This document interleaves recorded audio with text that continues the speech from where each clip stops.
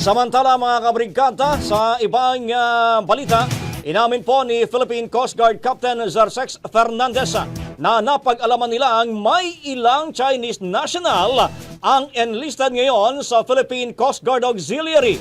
Pero pagpapaliwanag po ni Fernandez, nakapasok ang mga ito bilang ang Philippine Coast Guard Auxiliary ay isang socio-civic organization at hindi organic portion ng kanilang ahensya.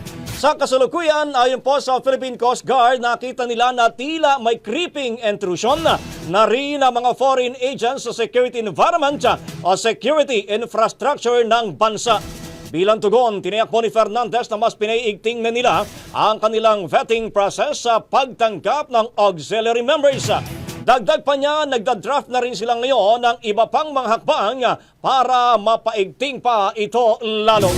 Ang bahaging ito ay hatid sa atin ng Drive Max Coffee. Ligayang tuloy-tuloy!